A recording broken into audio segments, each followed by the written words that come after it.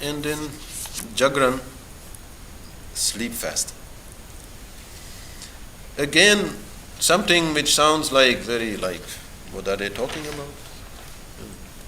But very important, and also a very different thing from just partying all night and getting into bed, when the birds are singing. This is a different thing. So, first of all, sleep fasting obviously should not be done for 40 days or something, right? This is going to make you entirely crazy. There is actually one person, he was a radio spokesman in France, and he wanted to break the record of 5 days, the official record in the Guinness Book of Records, of 5 days not sleeping. So he had his radio program, and for 5 days he was talking, and people were calling him on the phone to keep him awake, and he was having lots of coffee and doing everything to stay awake. For the rest of his life, he was in a mental hospital. Yes. This really makes you crazy. So you should be careful with that. And 1 night is obviously not going to make you crazy. But 2 nights already is quite something, and you should look out what you are doing. And 3 nights, again, is absolutely not advisable, except in really good conditions and under good guidance and with some experienced people around. So this is a little, game which is strong. Not to sleep is something very unnatural. Not to eat also is something very unnatural, but not to sleep is much more unnatural. And in a way, going to sleep is a very, very strange thing. Because every day, all the time, we are continuously busy with all these things that, we think are very important. And still, at the end of the day, we say bye-bye everybody, go to sleep, and completely forget all those things that seemed so extremely important. Like even maybe you just fell in love with somebody, and this is like a big thing, and you can't stop thinking of that person, and you want always to be with that person, and you feel a heartache if you're not with that person, and then 5 minutes later you say, okay, now it's time to go to sleep, and you completely forget about that person. Might as well not have existed. So this is a strange thing, sleep, but we all need it. We all need that peace. Sleep is not just for the body. Actually, I think for the body is even the least important. Sleep is mostly important for our mind. To be once free for a while from all these problems, for all these attachments, from all this ego, and then sink completely in the self and not, know anything else. This is like a daily rest that our system needs, and to stop that is a very, very strong exercise. And obviously, if you do it as a fast, you should not use anything to keep you awake which is artificial. No coffee, no tea, or maybe a little light tea, okay, but nothing really strong. Yes? I know nowadays there are some company providing the chips to keep you awake. Yeah. Fast. Yes. Well, no, that's really not the idea. What is it for? The idea is that you do it yourself. Why should you do it? Okay, why should you do that? Well, as I said, it is very strange. Every day we do it. We drop everything.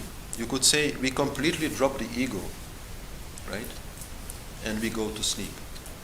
But so if you don't go to sleep, if you stay awake, then you will have no other option but to drop your ego without going to sleep.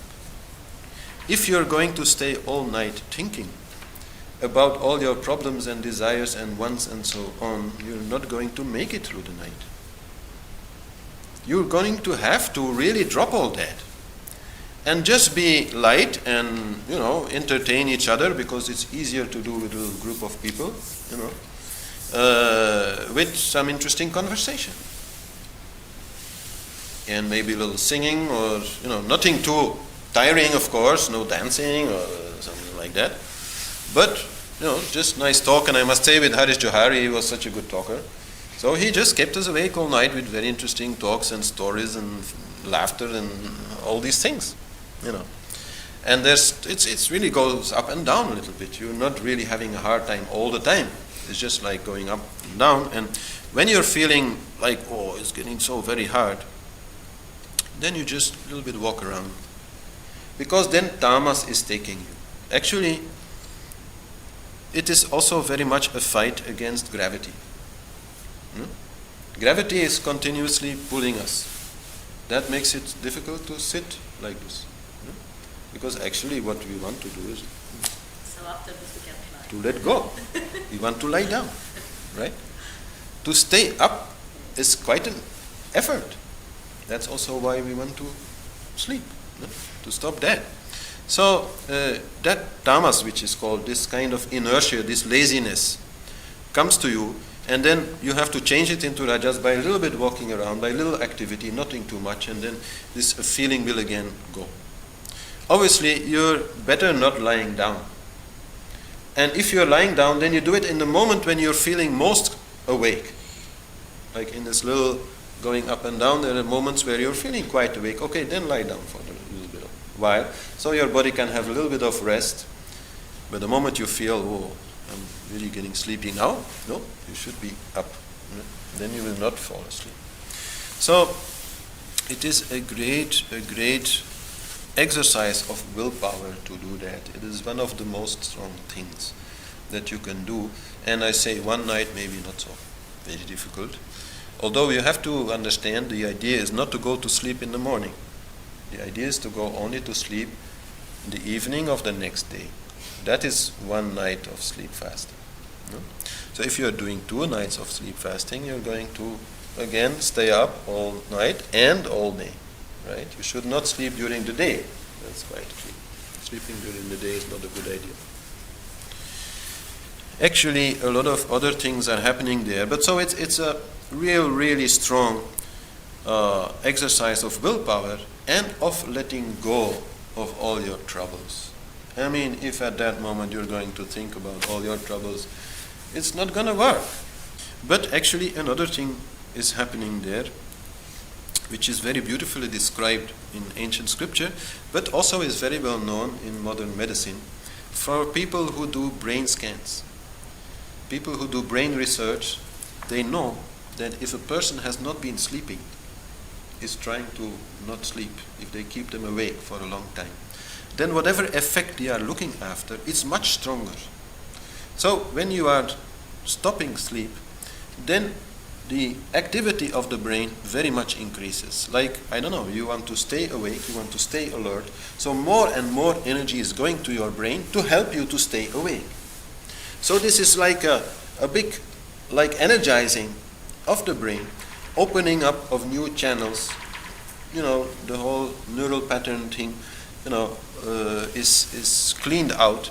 And even more than that, you will clearly feel that your head is becoming very warm. Especially on the second night, you will feel that your head is becoming very warm. This is also described in modern literature. And then what will happen is, actually the reason why it's very warm is because all that energy is going there. So this is quite simply creating heat, and your brain will a little bit like have a tendency to dry out because of it. And because of the brain having this tendency to dry out, it will start to completely replace the cerebral spinal fluid. So the water which is in your brain will be completely rinsed out, and new water will come in just to cool down the brain. So this is a fantastic cleaning of the brain which is happening there. And this is definitely also one of the effects that are sought after. Now, I was before talking about tamas in general, this is a very good way to resist this tamasic feeling. But also definitely, if you want to learn how to meditate deeply, then you will also learn a lot through sleep fasting.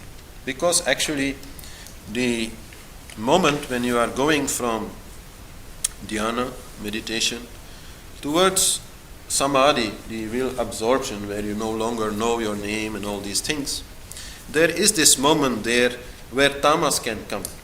Like a little haziness, a little fogginess is there, and then you like either stay awake and go into samadhi or you fall asleep.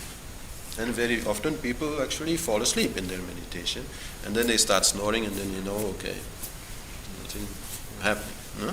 Because if in meditation they go in samadhi, then the breath is slowing down so much, snoring no longer possible. So this is quite a different thing.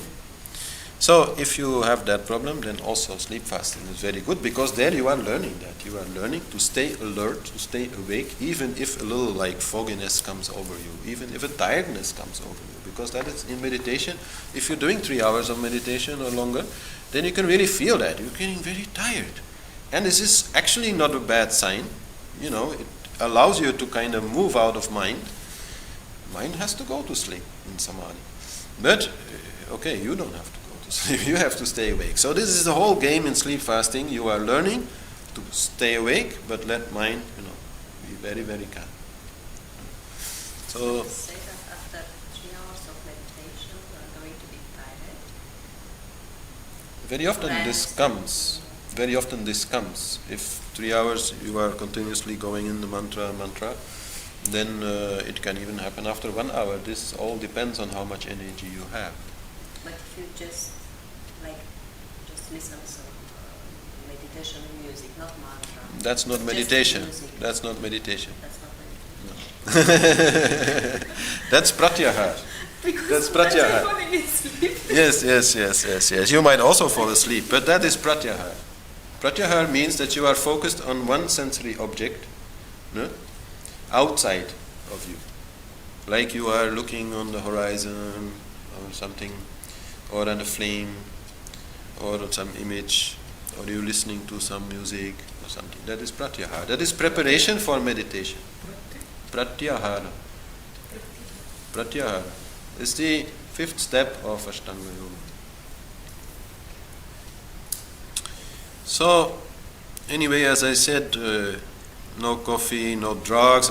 People on speed, they can stay up for very long also, no? But that's not the idea. Not to stress the system, not at all. No? And if you're feeling very strong pain in your body, you should stop. This is a clear warning. If you have strong pains in the body, then you should stop and go to sleep. And it is not advisable to do it if you are getting older. And that depends, of course, on how good your health is. But so your health should be relatively good. Not for one night maybe, but if you start for 2 nights or 3 nights, then your health should be good, better for young people, but obviously not for children. Children should sleep. They need that. They really need that. So for younger adults, they are at the best moment actually to do this. They can the most easily stay awake for.